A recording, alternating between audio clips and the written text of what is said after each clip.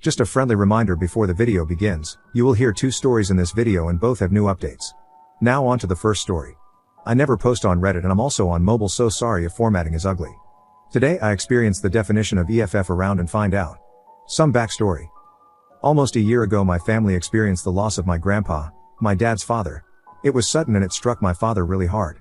He started having more emotional outbursts, being more reclusive, etc. And we tried our best to be understanding and help him in any way he needed. He found himself a therapist and seemed to be working through a lot of his feelings and thoughts. He still wasn't acting entirely like the him we once knew, but death affects everyone differently and this made his behavior easy to excuse. My dad and I don't live in the same city and so we often meet up at halfway points for lunch. We have always been close, so it's commonplace for us to talk about our feelings, emotions and recent life events with each other. Now the story. During our first lunch since my grandpa's passing I noticed my dad talking a lot about this new girl at his work. We will call her Stacy. He said that Stacy was helping him a lot of his trauma and being there for him. Stacy's husband had been through some similar traumas that my dad had experienced and that was being brought up in therapy, so he said she offered him support. He really felt he could be himself around her. He made it abundantly clear that he did not feel he could be himself around his wife of 20 years, my mom, but that he could with Stacy. I thought this was an odd comment to make and I think this is where my suspicions of their real intentions began, but I knew he was struggling. It made me feel relieved that he had someone he trusted. It struck me a little weird that she was 29, but again, sometimes workplaces can create weird and unexpected friendships, and with me being 26 I wondered if maybe he saw her as another daughter since I wasn't able to be around much due to distance. He assured me that Stacy was married to a man named Andrew. They were strictly friends, but in his own words, people from his work had started to think something was going on between them, so they had stopped talking at work and had moved to texting. He even went so far as to later in the conversation say that he thinks a strong marriage should be able to survive someone cheating. I assured him that that wasn't healthy and that I'm not sure what kind of relationship he wanted with his wife, but I did not want a relationship founded on infidelity. Obviously my alarm bells were going off. With what little information I had on Stacy I went and found her online. I stalked her and just like my dad said, she was seemingly in a young happy marriage with Andrew. She kept her social media pretty private, but from what I could see she looked like your average 29-year-old woman. I couldn't possibly imagine what she would want with my dad, and if anything I thought maybe my dad had a work crush that he was reading too much into.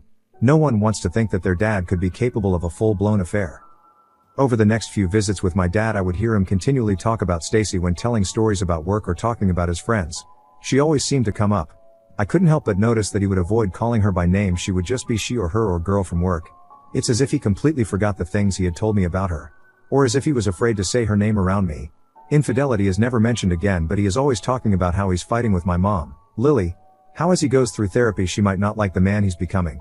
He tells me how he's standing his ground and getting into verbal arguments with her. I imagine this is self-sabotage due to his guilt because of the cheating.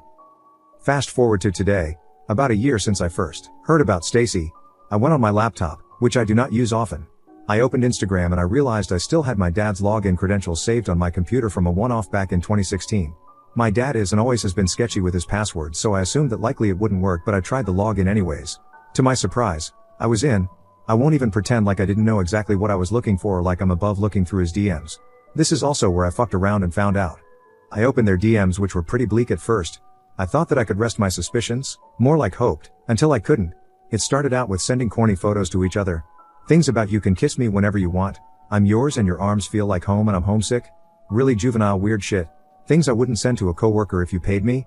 Still in denial I kept scrolling, and that when I saw it, nudes, from her only, thank God. Full-blown sexting conversations about their existing partners and the potential of leaving them for each other, I love yous, conversations with their plans to sleep together for the first time, etc, etc, etc. You get the picture? All of my suspicions laid out in front of me. He was willing to risk it all for a married woman 3 years older than his daughter.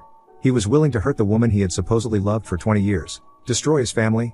Destroy Stacy's family for what? Absolute effing selfishness. The worst part for me was that they actively talk about their existing partners in this chat.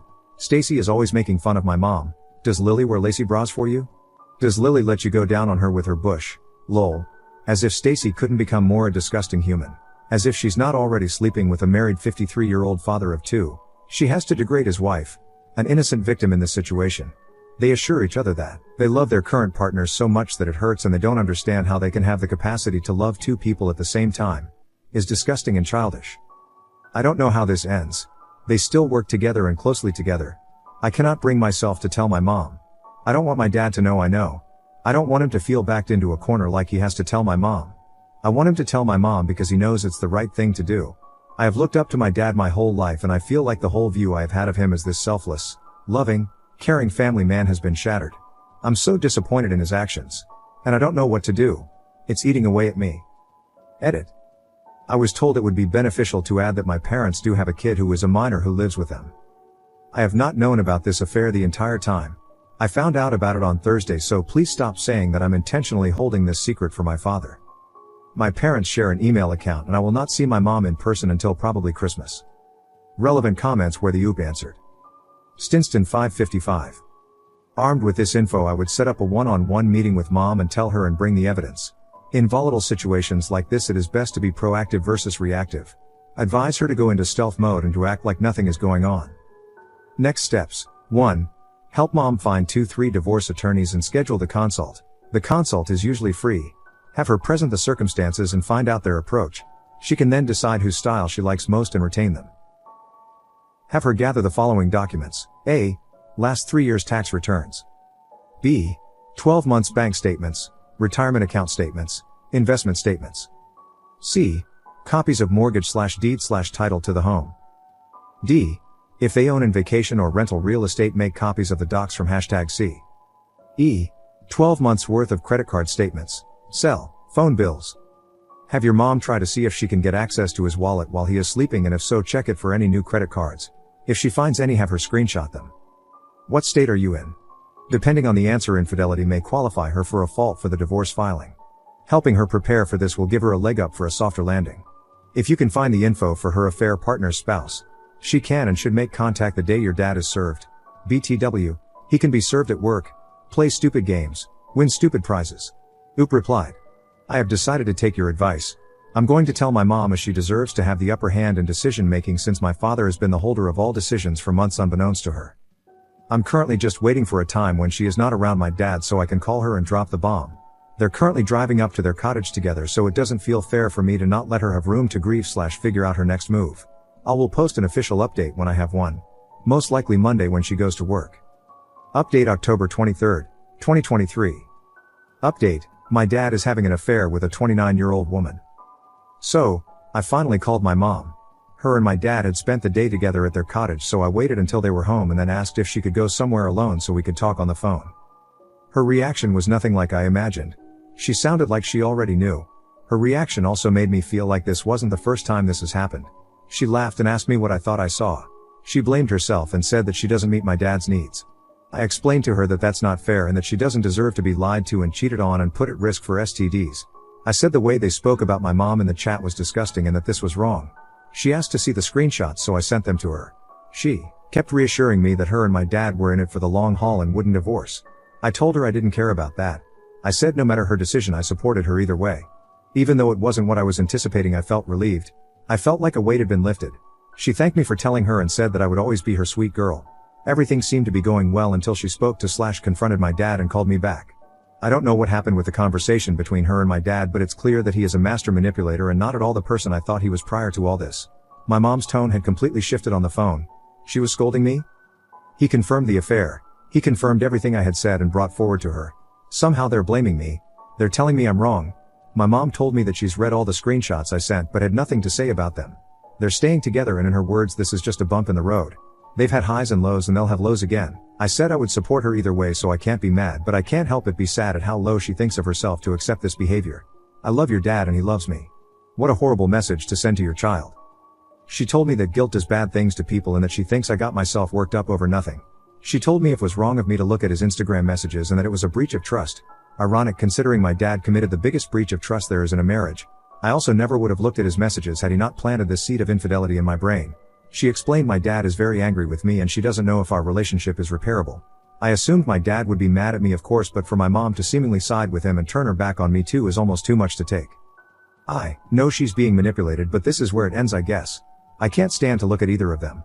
I feel like I was just orphaned. I can't fight a fight someone doesn't want me to on their behalf. Deep down I know I'm not to blame for this. Don't get me wrong. But it's really hard to not feel awful when your parents, whom you've trusted, turn their back on you. I do feel like I did right by myself in telling my mom the truth, but I can't help but think that everything would have been easier if I never said anything. My dad still follows Stacy. He has blocked me and my fiancée on all social media platforms. He's quite literally showing that he chooses his AP over his daughter. I know he's reacting out of embarrassment and anger, but I've blocked him in return. He doesn't get to choose when he comes back into my life. All of this hurts a lot. Relevant comments. Agaros. Bum. Like you said, this wasn't the first time, and it may well be that they already have an understanding about extramarital affairs, and that may run both ways. So you notifying her didn't tell her much she didn't already know. Instead, it just made it awkward for her to discuss it with you. Ultimately, people are complicated and you don't know their sexual history, which predates your existence. It is, and will, remain fundamentally unknowable to you. Your dad is a piece of shit, though, for how he is reacting to you. Oop replied. In Stacy and my dad's DMs, they both outlined the fallout they believe would occur if their respective partners found out about their affair. I don't believe even if my mom and dad have a don't ask don't tell policy like another Redditor suggested that it is a two-way street. But you're absolutely correct. I don't know their agreements within their marriage, nor do I want to. Lol. Seeing the things that my dad said in his DMs was way more than I ever needed to know.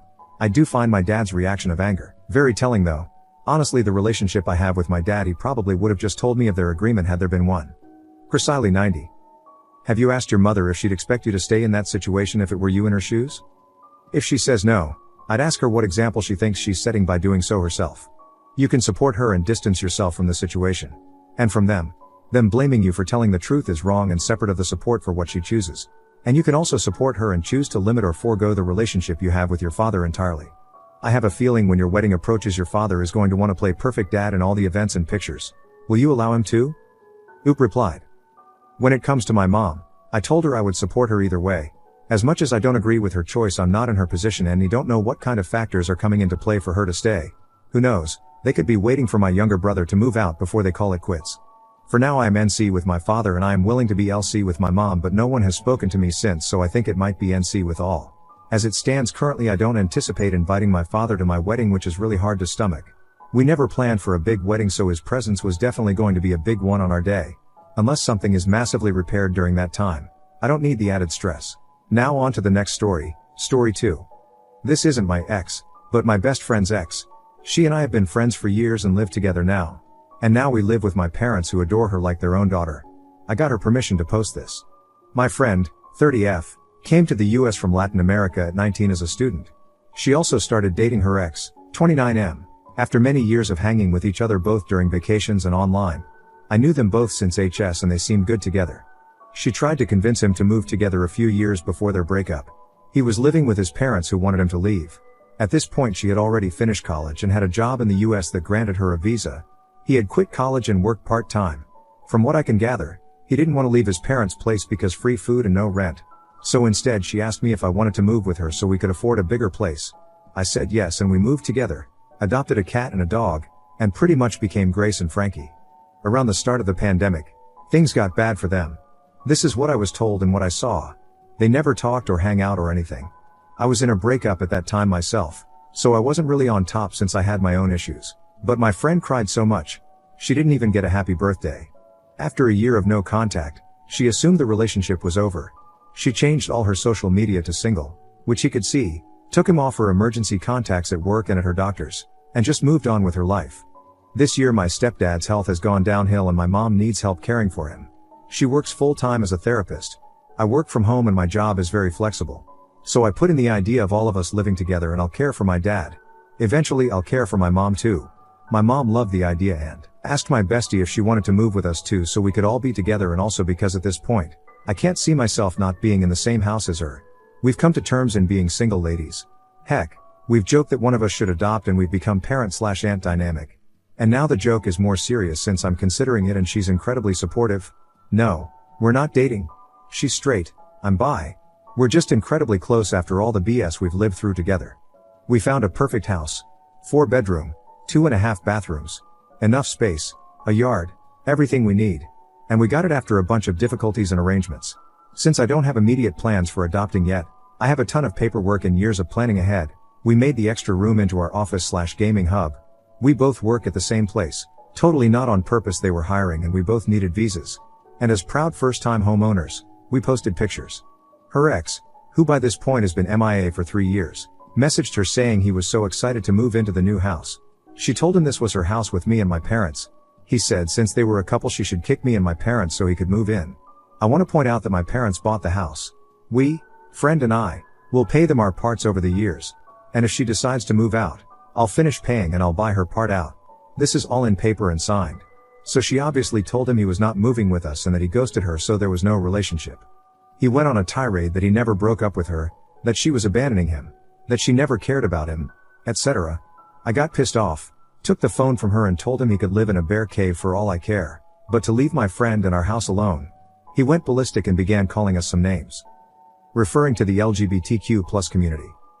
That would probably get this post flagged. So I'll leave it to your imagination. My friend started crying and I was absolutely done with him. I never thought he was abusive, but my friend confessed to me that this was not new. He always had issues with the two of us living together and accused her often of cheating on him with me.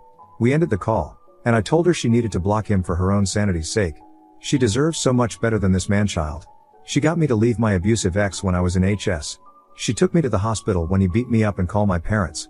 My friend is family and I'll be dead before I let some bastard with commitment issues make her suffer. Since then he's gone on a major campaign in our friend group to say my friend abandoned him and left him homeless, since apparently he cancelled his lease after he saw we bought a house. He also claims we're lesbian Satanists that probably abuse our pets and are mooching of my parents. Most of my friends know the story and know my friend and I moved together at first out of necessity. Then we just don't see ourselves not living together. So yeah, my friend's ex is a nutcase, and if he ever gets close to her again, I will personally give him a free vasectomy. Update: my friend's ex, who ghosted her and left without a trace, had the nerve to ask for a place in our home. Hey everyone, a bit quick on the update, but some people asked if our friends knew where the ex was hiding for 3 years, and I was actually curious. Since I was down for the count at work today, I had time to check with my friends and find out more. Apparently my bestie did ask them, but they didn't know. From what they tell me, he kinda got back into everyone's life in the last year or so, but he was part of the group because they were besties' friends, not really his. I don't personally know many of his own friends, to be fair. I did track down the ex's sister thanks to social media, and poked her for info. She's very nice and always treated my bestie right. I told her what her brother did and her response was very interesting. Apparently, the ex was dating other girls, until his parents decided to move outside the US. He's now living in a friend's couch. The last she heard was a couple of days past when they went out for coffee. He was saying he got this brand new house and was going to be moving in this week. As far as she knew, my bestie begged him to take her back and let her live in his house. I did correct her and said that no, bestie is living with me and my parents, in our new house.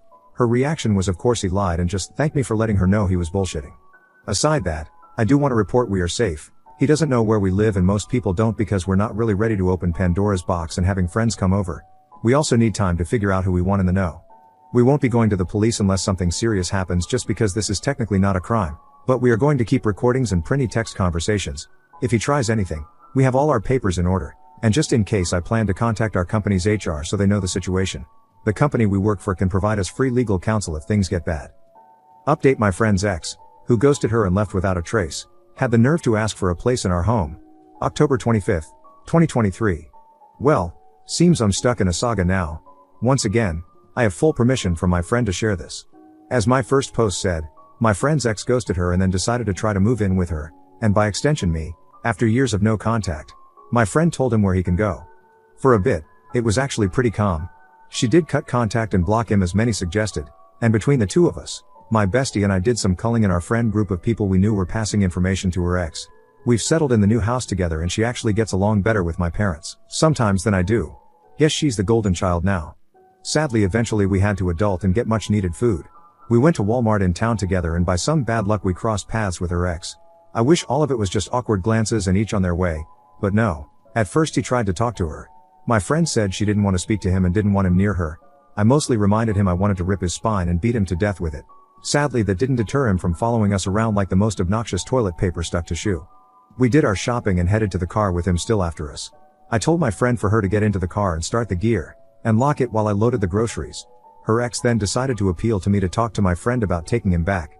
I don't know what power held me back from committing a felony, but pretty sure I've earned a PhD in self-control.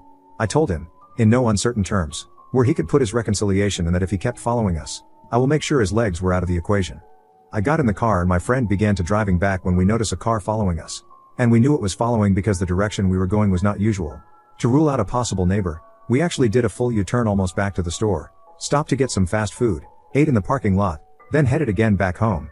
And the same car was after us. Now, as much as I talk of violence, I have to admit I was terrified.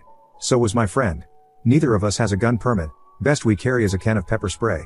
And we know her ex does have guns. So yeah, we were not comfortable at that point. Instead we headed past our neighborhood. And following the usual advice from TV, drove to a police station. Once in it, we did write a statement and I got scolded about the confrontation in Walmart's parking lot. The reason we know it's her ex was because when we got home, she got a call from him in a new phone number saying, "I know where you live now." We immediately called the police. So there's where we stand. Cops just left a few minutes ago, and my brother is going to be staying over for a few weeks until we get the row and some sturdier locks. Also, I want to clarify a few things. A lot of people asked why originally my friend took a whole year of being ghosted to accept the relationship was over. While I get it, trust me, please understand that when my friend came to the US, she had no one. She's cut contact with her toxic family. She literally only had her ex. I moved into the US a year later, and also came alone at first, but my parents were able to become citizens and I had them. When her relationship died out, she lost not just her boyfriend, but his family, who pretty much were as close to her own family as she could get. It's not easy, and I personally can't imagine how lonely she felt. I could spend Christmas with my parents. She had no one for that first year. So please, don't judge her on it, cause she doesn't deserve it. It's not easy to be an immigrant when you have no place to return to.